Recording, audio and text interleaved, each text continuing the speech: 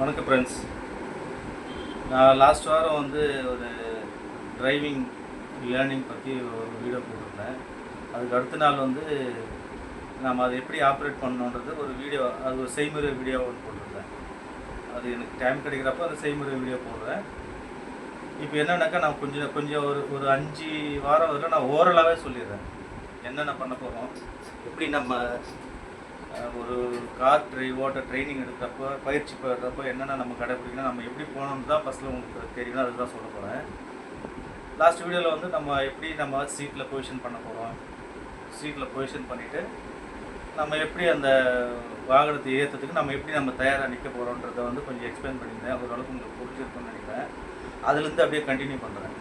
இப்போ என்ன பண்ணுவோம்னாக்கா, இப்போது வாகனத்தில் உட்காந்தாச்சு, சீட் பெல்ட் போட்டோம், நமக்கு கம்ஃபர்டபுளாக நம்ம உணர்ந்துட்டோம், கால் நீட்டி பார்த்தாச்சு, ஸ்டேரிங் நமக்கு நேராக இருக்கான்னு பார்த்தாச்சு, நமக்கு வியூ கரெக்டாக இருக்கான்னு பார்த்தாச்சு, நமக்கு ஒரு கான்ஃபிடென்ஸ் வந்துடுச்சு, வண்டி ஓட்ட ஆரம்பிச்சிடும். அடுத்தது இப்படியே ஓட்டுவோமானாக்கா முடியாது, இன்னும் இருக்குது. இப்போ என்ன பண்ணுவோம், வண்டி நம்ம கிளச்சை ஆப்ரேட் பண்ணி வண்டியை ஸ்டார்ட் பண்ணுவோம். ஃபஸ்ட்டில் கிளச்சில் கால் வச்சு தான் ஸ்டார்ட் பண்ணாது, எந்த வண்டியாக இருந்தாலும் சரி. கிளச்சை ஆப்ரேட் பண்ணிவிட்டு வண்டியை ஸ்டார்ட் பண்ணுவோம். நியூட்ரலில் பண்ணிவிட்டு இப்போ 2 காலையும் ஃப்ரீயாக எடுத்துருங்க. இப்போ உங்களுக்கு ஒரு கான்ஃபிடென்ட்டில் ஃபஸ்ட் ஸ்டேஜ் என்ன ஆகுது, நீங்கள் வண்டி ஸ்டார்ட் பண்ணிட்டீங்க. ஸ்டார்ட் பண்ணிவிட்டு அடுத்து வண்டியை மூவ் பண்ணணும். இதுக்கு முன்னாடி நீங்கள் என்ன கவனிக்கணும்னா, வண்டிக்கு டிரைவர் சீட்டுக்கு மேலே ஒரு மிரர் ஒன்று இருக்கும். அந்த மிரர் பேக் வியூ, அதை தெரிஞ்சுக்கணும் ஃபஸ்ட்டில். லெஃப்ட் சைடில் டோர் பக்கத்தில் ஒரு மிரர் இருக்கும், சைடு வியூ. இந்த பக்கம் ஒரு மிரர் இருக்கும், சைடு வியூ. அண்ட் ஃப்ரண்ட்டில் நம்மளோட ஃபோக்கஸ். இது 3ஐயும் கவனிக்கணும். நீங்கள் எடுத்தோன்னா வண்டி எடுத்து ஒரு சருன்னு ஓடிக்க முடியாது. இன்றைக்கி இருக்கிற காலகட்டத்துக்கு அந்த மாதிரி பண்ண முடியாது. வண்டியை ஸ்டார்ட் பண்ணிட்டீங்க, நியூட்ரல் கன்ஃபார்ம் பண்ணிக்கிட்டீங்க, வண்டி ரன்னிங் ஐட்லிங்கில் இருக்குது. கிளட்சை ஆப்ரேட் பண்ணி ஃபஸ்ட் கியர் போடுறீங்க. ஃபஸ்ட் கியர் போட்டு வண்டி மூவ் பண்ணுறப்ப சும்மா எட்டி பார்க்குறீங்க, அந்த சைடில் பின்னாடி வண்டி வருதான்னு பார்க்குறீங்க. சப்போஸ் பின்னாடி வண்டி வர பட்சத்தில் நீங்கள் வண்டி மூவ் பண்ணுறோன்னா அதுக்கு அடுத்து நெக்ஸ்ட்டு சைடு வியூ பார்க்குறீங்க, இந்த பக்கம் வருதா உங்கள் பின்னாடியே வருதான்னு. அது தண்ணி கான்ஃபிடென்ட்டாக இருந்து அது முடிவு பண்ணிவிட்டு வண்டி மூவ் பண்ணுவீங்க, ஃபஸ்ட் கியர் செகண்ட் கியர். ஒவ்வொரு டைமும் நீங்கள் லெஃப்ட் சைடில் திரும்ப ஒரு இண்டிகேட்டர் பார்க்குறப்ப நீங்கள் சென்டர் அந்த மிரர் பார்க்கணும். அதே மாதிரி ரைட் சைடு மிரர் பார்க்கணும். ரைட்டில் திரும்புகிறப்ப இண்டிகேட்டர் லெஃப்ட் சைடு போனால் லெஃப்ட் சைடு மிரர் பார்த்து தான் நீங்கள் திரும்பணும். நீங்கள் எதுவுமே பார்க்காம டக்குன்னு திரும்பினா சைடில் வரவங்களாம் இப்போ எவனுமே ஃபாலோ பண்ணுறது கிடையாது, ரூல்ஸ் எல்லாம் ஃபாலோ பண்ணுறது கிடையாது. அவன் பாட்டுக்கு அவன் போய் அவங்க நேராக போகிறாங்களா எல்லாம் திரும்புகிறாங்களா பார்க்குறது கிடையாது. நீங்கள் திரும்பினீங்களா டவுனை தான் அடிச்சு விட்ருவோம். அதனால் அந்த வியூ கரெக்டாக பொசிஷன் பண்ணிக்கணும்.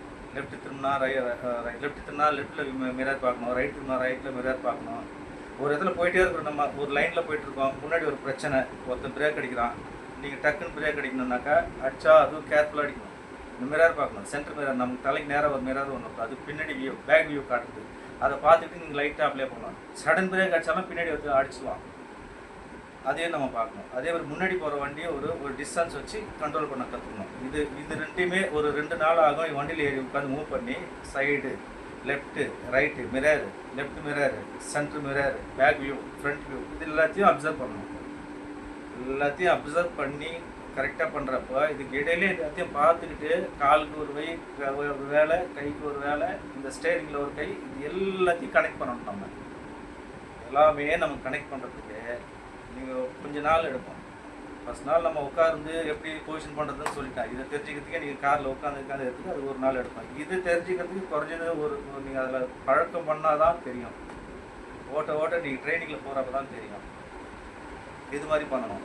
இப்போது ஒரு லைனில் போயிட்டுருக்கோம், ஒரு 3-வே லைன், வேறு ஒரு ரோடுன்னு இருக்குது, ஒரு ஹைவேஸு, சென்ட்ரு மீடியம் இருக்குது, அதுக்கு பக்கத்தில் ஒரு லேனு, சென்ட்ரல் லேனு, இந்த லாஸ்ட் லேன் ஒன்று, 3 வே இருக்கும். இப்போ நம்ம நேராக போயிட்டே இருக்கிறோம். ஒவ்வொன்றுத்துக்கு, அதாவது இந்த மேலை நாடுகளெல்லாம் ஒவ்வொன்றுத்துக்கு ஒரு ரன்னிங் வேக்கு, அதாவது மார்க்கிங் போட்டிருப்பாங்க. இந்த ஸ்பீடில் இதில் போகணும், இந்த ஸ்பீடில். அந்த மாதிரி நம்ம இந்தியாவில் கிடையாது, இது எங்கேயுமே கிடையாது. இதை நம்ம தான் கரெக்டாக தெரிஞ்சு ஓட்டணும். என்னன்னாக்கா, நம்ம ஒரே ஸ்பீடில் தான் போக போகிறோம் அப்படின்னாக்கா ஃபுல் ரைட்டில் போயிடலாம். ஃபுல் ரைட்டில் போயிட்டு நம்ம ஆவரேஜாக போய்க்கலாம். மற்றவங்க நம்மளோட அப்சர்வ் பண்ணி அவன் சைடில் போவான், இல்லை அந்த லாஸ்ட்டில் போவான்.